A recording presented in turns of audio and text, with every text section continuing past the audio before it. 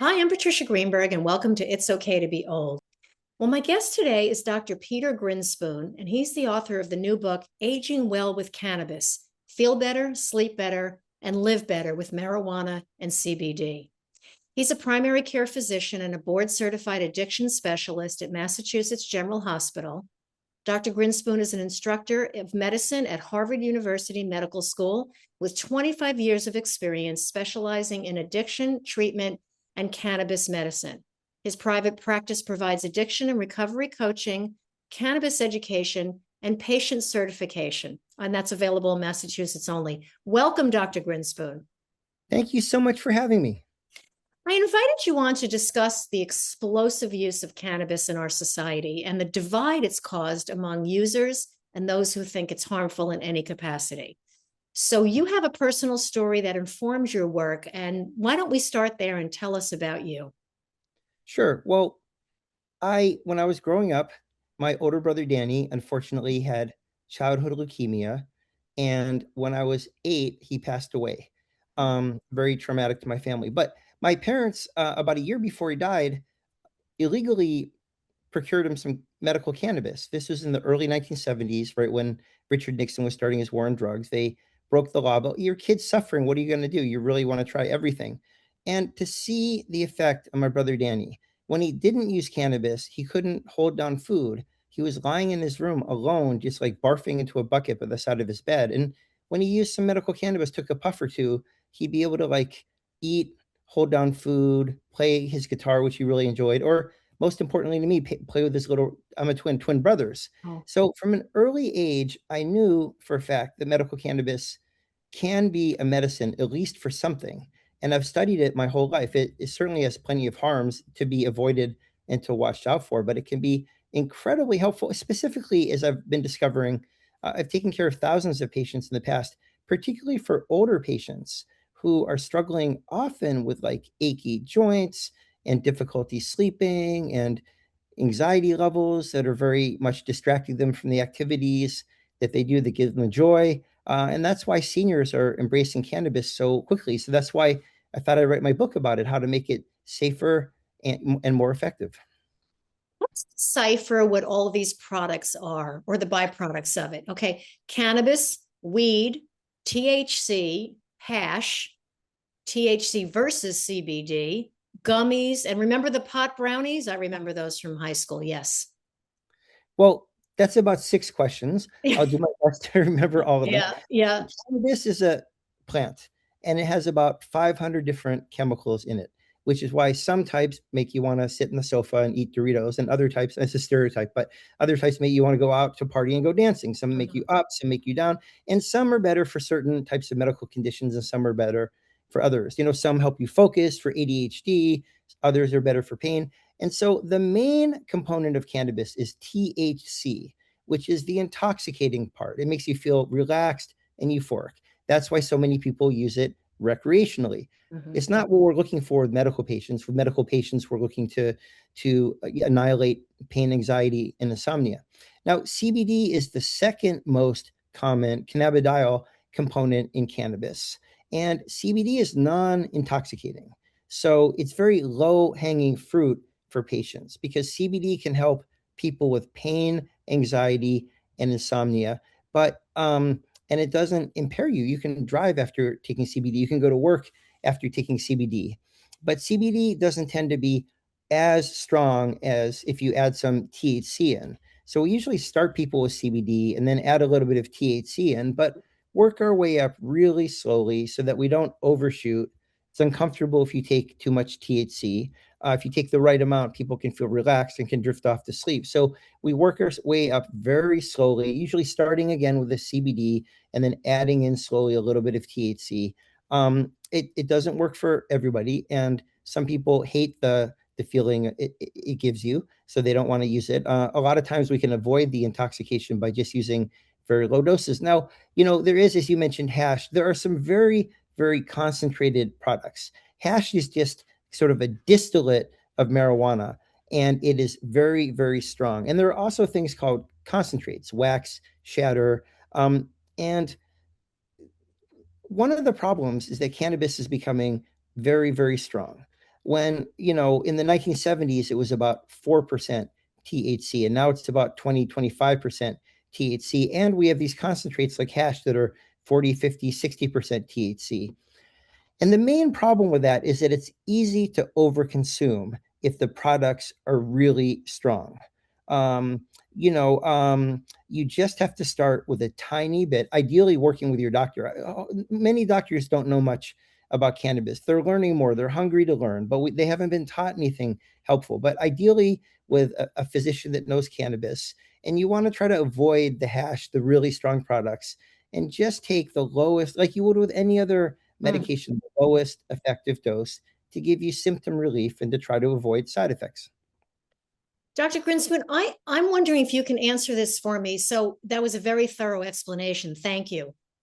Is that it used to be that you just went and you bought a bag of marijuana off a kid at school, smoked it when no one was looking, but everybody knew everybody was doing it anyway, got high, same way kids would experiment with alcohol and so forth. So these advances are technology. They're done in a lab that people have actually taken these plants and have hybrid and manipulated them into medicinal level quality. And is that, does that play a role? I guess it's such a bigger question about playing the role and whether it's legal. Are there labs doing this now, experimenting with the different levels, or is it just you stumbled upon it because you found some strains of marijuana were stronger than others? In other Oh words, no, it's being manipulated.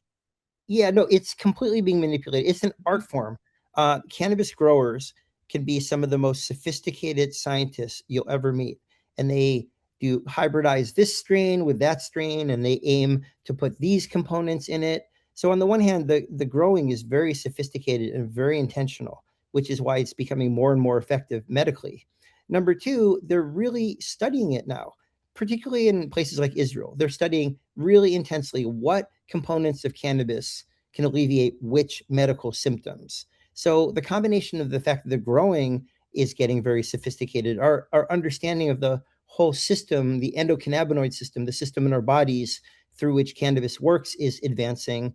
And the fact that really good science is going on, learning about what components, I mean, cannabis has 500 different components. We're going to get better and better and better at this. I mean, on the one hand, humans have been using cannabis for 5,000 years. Literally, there are records from 5,000 years from like ancient China of people using cannabis medicinally. So on the one hand, it's not that complicated. You get cannabis, you figure out the right dose, your aches and pains feel better. But on the other hand, the science is just spectacular. And I think it's going to be, I'm really excited to see what the future holds. Do you still recommend it, taking cannabis leaves, drying them, and smoking them because of the what we know about inhaling smoke in our lungs now? I do not recommend smoking cannabis. Okay. Cannabis smoke, like tobacco smoke, has dangerous combustion products.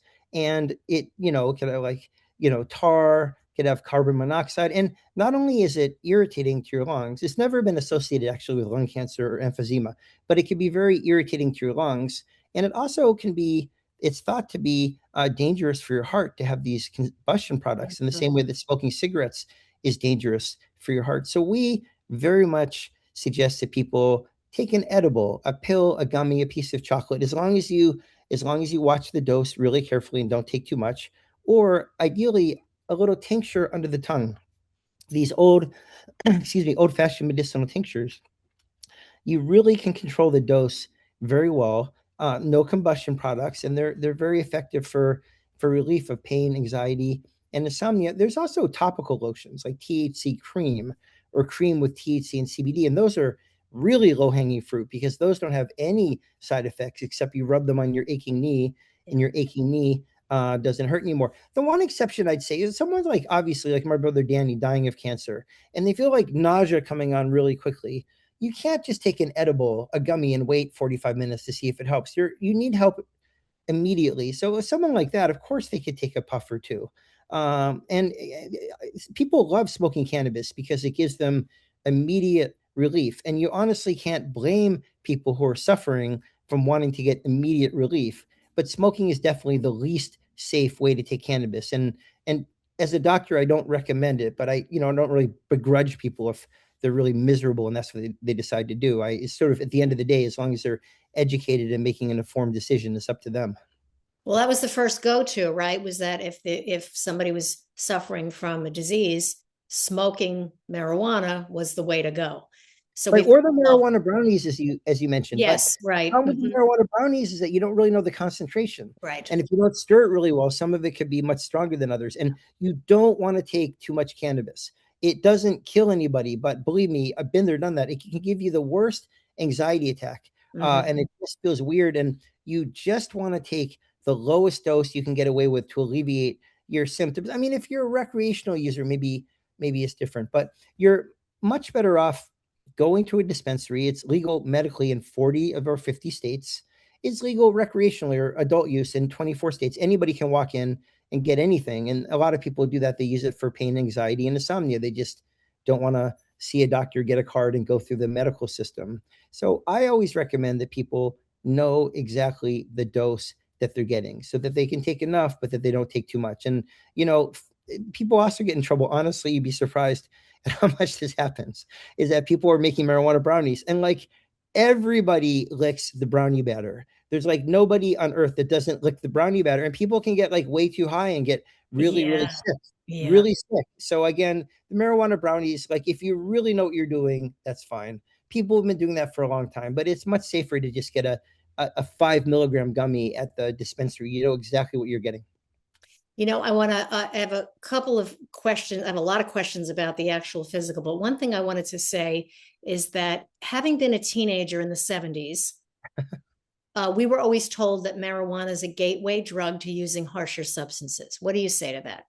Well, first of all, those studies never panned out. It's more the alcohol and the tobacco were a gateway to marijuana and to other drugs. So Okay. I think the gateway theory, on the one hand, was pretty much fabricated by the war on drugs. Remember, we had 50 years where they just made up everything and anything about drugs, and it really led to a lot of miseducation.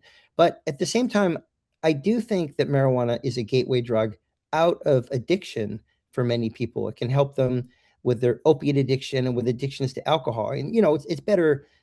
In a perfect world, we wouldn't need anything.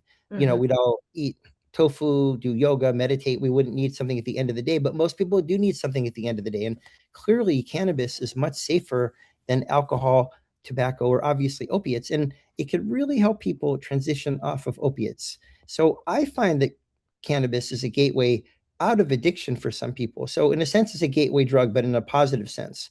It's also a gateway off of many of the polypharmacy, the fact that older people, as you get older, you accumulate doctors, diagnoses, and medications. Polypharmacy is defined as you're taking 5 or more medications. I have older patients, I'm primary care doctor as well. I have patients on 15 to 20 medications, and that can be very expensive, confusing, and dangerous. It's easy to make a mistake. And people find that with cannabis, they might not need their sleeping pills, which are really not good for you when you're older. They can affect your memory and your balance. They Right. might not need their opiates. They might not even need their ibuprofen, their naproxen, their Aleve, the things that kill your kidneys. So cannabis could also be a gateway out of some of the polypharmacy that many older patients suffer from. Dr. Grinspoon, it went from being acceptable to totally unacceptable, like you're saying, the war on drugs and making the scare tactics across the board. Now it's completely mainstream. So one of the things, that we hear at It's Okay to Be Old is talk about, healthy aging and what we can do as older adults. My focus is more on 65 and above. So the boomer generation that were big pot smokers in the 60s, how are they taking to this now? Are you finding that the older patients, I'd say 70 and older, are amenable to using cannabis as an alternative to some of the more mainstream drugs? Are you finding that's widely accepted? Well, it's really interesting. The demographic that's embracing cannabis in general, and specifically medical cannabis, most quickly is the 65 and older And up. crowd. Okay. It's just been amazing. And I think part of it's that our society's coming around to like accepting cannabis again. And I think some of it is that people are miserable with their pain, their anxiety, their insomnia, their irritable bowel, their nerve pain. and they're finding or hearing from their friends, or frankly hearing from their kids who are so sad of, tired of watching their parents suffer, that they should try medical cannabis. And again, it doesn't work for everybody. It's got some harms to be avoided, but generally speaking, people are finding it to be as effective, if not more effective, and a lot more pleasant than the traditional pharmaceuticals. So there's really been an explosion of interest in medical cannabis in the 65 and older crowd. But with cannabis, just because of the war on drugs, there's so much misinformation and there's so much contradictory information out there. And that's part of why I wrote my book, because I want people to know, how do you get started? How do you use it safely? What can it do for you? What can't it do for you? What are the harms to be avoided? Can it interact with other medications? How do we avoid that? What happens when you go into a dispensary? That could be a very confusing experience. A million different types of cannabis. What do you do in the dispensary? And what are the different ways to take it? Gummy, edible, vape, smoking it, tincture, topical. So I just wanted to make it safer and to demystify it, specifically because seniors are very rapidly embracing medical cannabis, but there's sort of a vacuum of practical know-how in how to do this safely. A lot of people turn to cannabis to alleviate anxiety, and yet I know it can make one very paranoid. Firsthand experience. When I was a teenager, I'm 65. And when I was a teenager, I smoked pot. And I remember getting higher than a kite, which scared me, paranoid beyond words. And I'm allergic to a lot of weeds and grass and plants. So I would have severe allergy attacks. So put those three together and I was a mess. Sounds So like fun. Yeah. I like once or twice and then I stopped. 14, 15 years old was the first time. And then I did it again at 16. And that was 50 years ago. But what tell me how that works now in are you removing certain compounds or manipulating it to that there's some forms that will help anxiety, some exacerbate it? Well, that's a great question. First of all, CBD does not cause anxiety. It can help people with anxiety. Okay. There's not a chance that if you use CBD, you would get anxiety. Just using you as an example, because I'm talking. So you could definitely, the large you. CBD is, like, again, very low hanging fruit. It can help with anxiety. Now with cannabis itself, because of the THC, it's really interesting. It's called biphasic. At low doses, it can lower anxiety, and millions of people use it to lower their anxiety. And at higher doses, it can increase anxiety. And for everybody, it's different. You don't really know what the right dose is.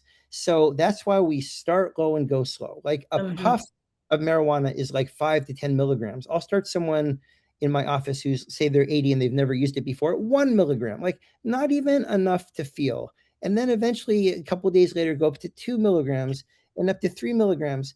And if you don't overshoot, you're not going to get anxious. You might find that you get anxious, but you just be a little bit anxious because we're giving you a little bit of a dose. And you could say that's the side effect. Medical cannabis isn't for me. But different types can be more or less anxiety provoking. But I think that by far, the two main components are, number one, are you incorporating some CBD in with the THC? Because CBD is always anti-anxiety. And number two, are you using starting with particularly, but using a very modest dose of THC and starting low and going slow? Because you mentioned you used a lot and you got paranoid, right? Who knows? Who's to say if you use just a little bit, you'd get paranoid? Probably not. And as I mentioned with the brownies, if you take too much, you get really, really anxious. So it's all a question of using it modestly and controlling the dosage. And again, people find the right dose that works for them, and then they can reliably control their anxiety as long as they don't, overdo it or just take a lot more than they know is like the right. It's sort of like people know how much they can drink. Some people can't drink at all. Some people, one drink's enough. Other people can drink 2 drinks. Other people get really sick with 2 drinks. So with cannabis, as long as you find the right dose, it's pretty easy to control the anxiety, though there is a subset of people who it just makes anxious at any level, and it's just not for them. Just like any other medication, Right. for some people, it's just not for them. So, like I said, I dabbled twice, 50, 60 years ago. And there's probably a lot of people like me that were very anti that. So it's a matter of changing mindset. So now, how to buy cannabis without getting overwhelmed, um, do you recommend someone gets a physical and a examination before they go to buy it? That because I know there's people are just going into the stores, they want something to take the edge off at night. Like you say, instead of a drink, they'll use some cannabis to relax.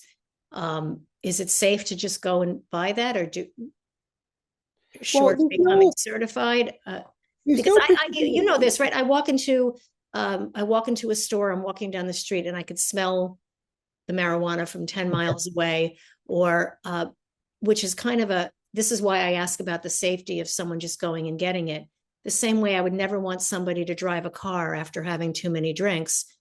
Do we want somebody driving a Oh car no, we being absolutely don't out? want anybody. Yeah, we absolutely don't want anybody driving after using cannabis. CBD, if it's just CBD, they can drive, but if there's any THC, it can Yes. be Mm-hmm. impairing. Right. Now, um, you know, I don't think there's a particular exam you need before using cannabis. It's not like a preoperative exam. You know how you get an Yes. EKG before you get surgery, and then Yeah. we certify you're okay for Yeah. surgery.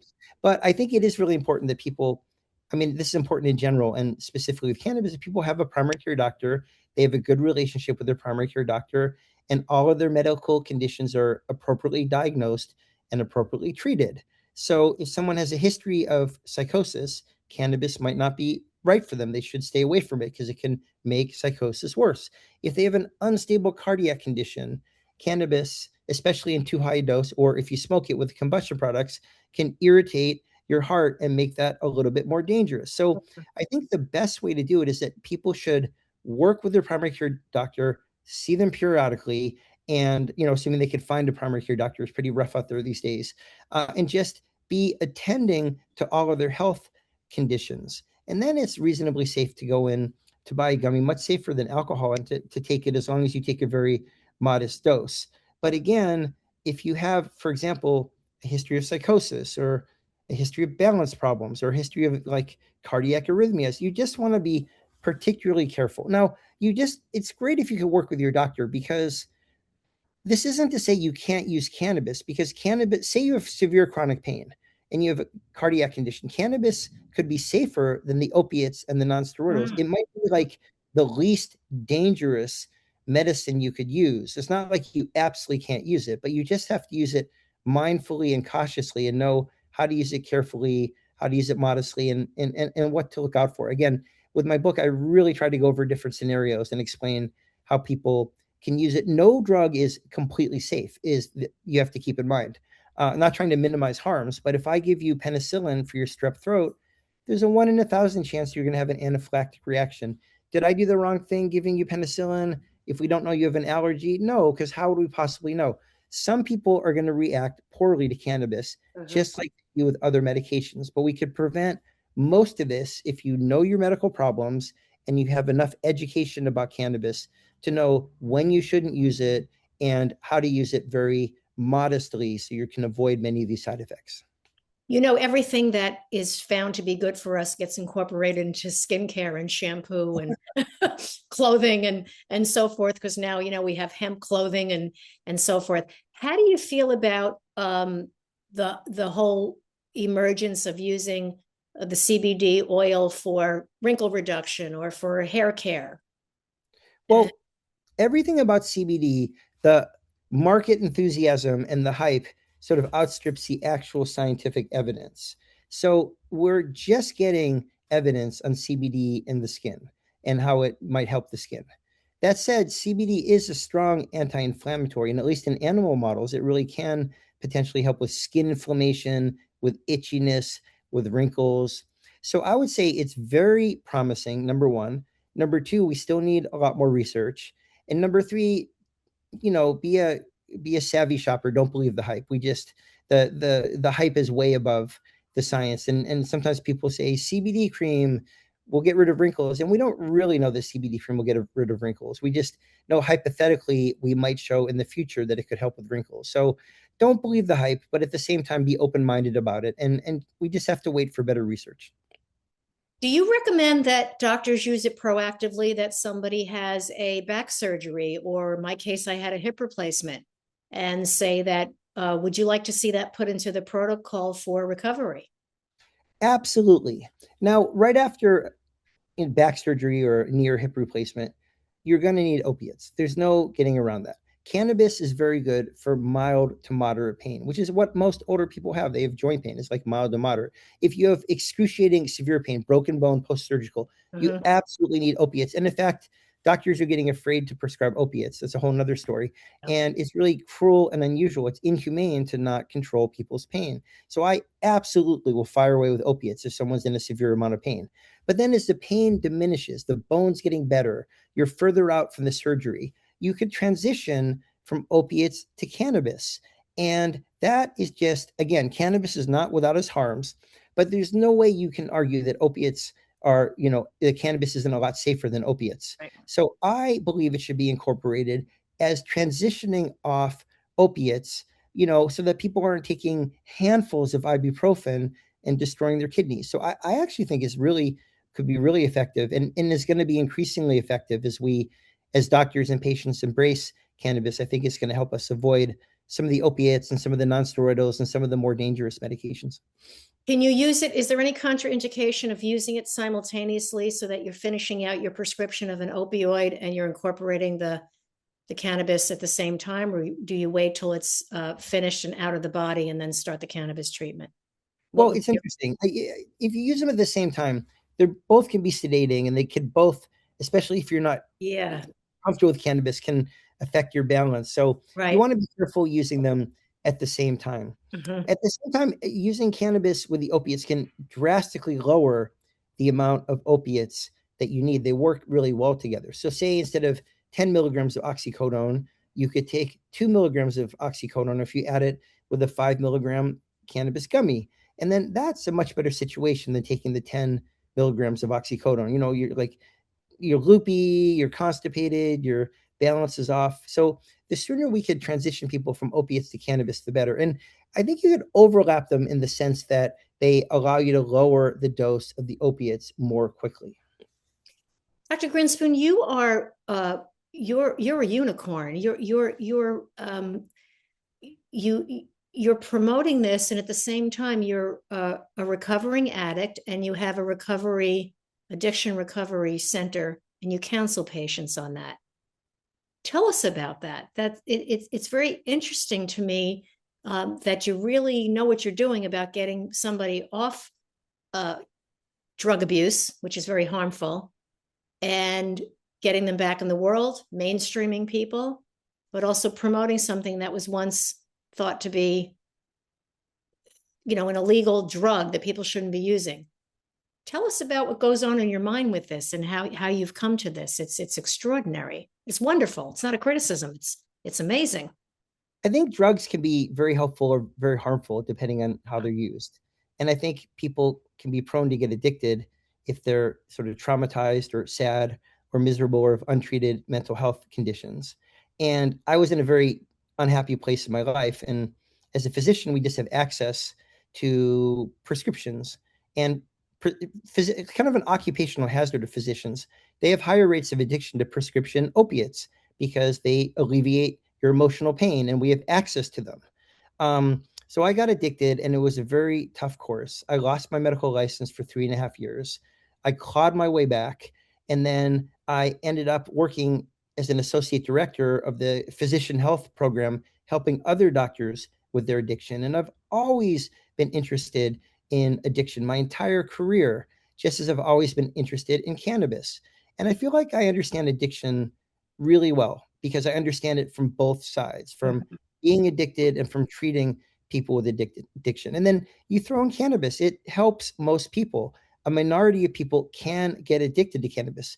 Anything that makes you feel relaxed and euphoric can be addictive. So people can, it's less addictive than alcohol or tobacco, but people can get addicted to cannabis. So on the one hand, I treat people with cannabis. On the other hand, if someone comes to me, I consult, they have a teenager that's addicted to cannabis, I help treat people with that as well. But it's not as contradictory as it sounds. We treat people all the time with opiates. At the same time, some people get addicted. They tend to be different people, but we treat opiate addiction. So it all goes down to these drugs can be used or these medicines in a very helpful or very unhelpful manner. And different people have different susceptibilities to it. And at the end of the day, it's all about harm reduction. If we can Mhm. get them from a more dangerous medication, fentanyl, onto a less dangerous medication, cannabis, that is a win. We used to be plagued by all or nothing thinking. You're using drugs, you're in recovery. But in reality, it's a lot messier than that. And again, I'm a big believer in harm reduction, in meeting patients where they are, and just trying to get them as healthy as they can be without any absolute judgments or stigma. I'd imagine that this is really the crux, is that somebody is recovering from an addiction, but then is faced with a surgery or somewhere where they might be faced with having to use opiates or something, some sort of prescription pain medication. And that's a tough place to be in. I've seen it over and over again with family members who say, I don't want to have the surgery because I don't want to take the pain medication. I'm in recovery. Well, that's a very complicated Yeah. treating pain with in people with addiction, particularly opiate addiction, is a very specialized field of medicine, and it's very difficult. The number one precept in my book is that it's inhumane to not treat severe pain. So you have to treat the pain. You can't just like let the patient suffer like it's the Middle Ages and they're on the rack. You just have to treat their pain. At the same time, there are safe ways to do that. First of all, I had surgery. I broke my leg about 3 years ago. I got hit by cars. Kind of a long story. It was really miserable. I was in like so much pain. But the opiates were not a big deal for me because it had been 17 years since I was addicted. And also, I'm in a much happier place in my life. And I also knew that, like, if I couldn't control them, I'd give them to my wife and she'd lock them up and just dole them out to me two every 6 hours. So there are ways to treat people who have had addictions, even opiate addictions, ways to treat their pain safely and effectively. In a perfect world, if you've been addicted to opiates, we don't want to be giving you opiates, but in my book, different people have different philosophies. It's a lesser of two evils. You have to treat the pain. It's just chronic pain and acute pain is like the worst thing, is literally torturing people to Mhm. not treat their pain. So I'm a big proponent of treating their pain and just using all the wisdom and caution you can, working with them, meeting them where they are to try to help them not get re-addicted to the pills. So one of the messages here to let out is to people, stop telling people that, you're a strong, wonderful, productive human being, no matter what you do. So you don't have to avoid that. You don't have to be strong through pain. There's help for it. Right. I mean, the And problem, a lot of understand. doctors don't understand this, and a lot of doctors like don't want to give you opiates if you've been addicted. And really, like in my hospital, there are people who specialize in pain control in patients who have been addicted. So if you have like a pain psychologist or a pain specialist, and that's a growing field of medicine, like pain medicine. Mhm. And I think they're becoming increasingly comfortable treating people who have had an addiction um, to opiates with pain. And it can be done. It can be done safely. Yeah, do some people relapse? Of course. But again, you just can't not treat people's pain. This is like not shouldn't even be a menu on the option on the menu. So two things. One is that when I haven't, thank God, had a lot of illness, but when I had my hip replacement, I kept the pain management down to a minimum. I was given morphine in the hospital. Then tramadol was the breakthrough. I was high as a kite. I was so uncomfortable. I was crying, and the nurse came over and said, "Okay, we're not going to do that. We're just going to only give you tramadol." I didn't know that that was a strong opioid either.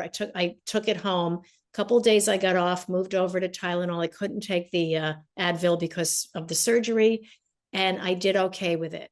But I know some people that they love that feeling of, I guess, euphoria is the word they describe. It's interesting to me how it scares the hell out of some people and other people revel in that feeling. Once in a while, I had to be sedated for, a procedure here and there, nothing huge, but I couldn't stand that feeling. So, do you think that there is an emotional component that if you're hitting somebody at a bad time and they're down emotionally, they're more susceptible to the addictive, or is it just a physical? Absolutely. Well, both, absolutely. Some people were more vulnerable than others. I was very vulnerable. 20 Mhm, years. I was going through I was in a horrible marriage. I'm in a mhm. spectacularly wonderful marriage now, but I was in a horrible marriage. I was working 100 hours a week as a medical student. It was just miserable, and I was very, very susceptible to addiction. People who are in a really good, stable place in their lives, they're less susceptible. Anybody can get addicted. So it's not Okay. like you're completely protected. But at the same time, I really think it has to do with our brains and our particular genetic susceptibilities to different medications. I was once at a physician support group meeting, and another doctor said, I had my first drink at age 14, and it made me so euphoric. I never stopped drinking since. And like, I don't like alcohol. I'll have a beer at a barbecue maybe, but like just to be social, I don't really like alcohol. And, other people don't like the feeling of opiates. And like, when I first took an opiate in medical school, I felt so euphoric. It was like a nuclear bomb of pure happiness blew up in my chest.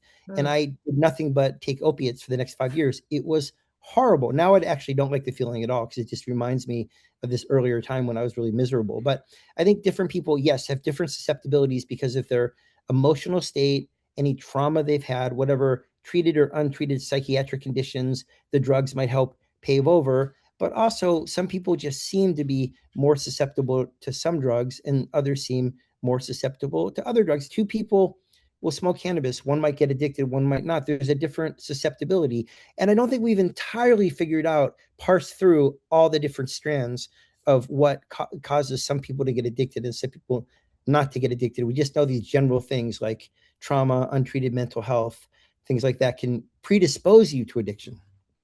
I mean, I have a twin brother. He had a lot of the same influences. He's never been addicted to anything. So, it's interesting.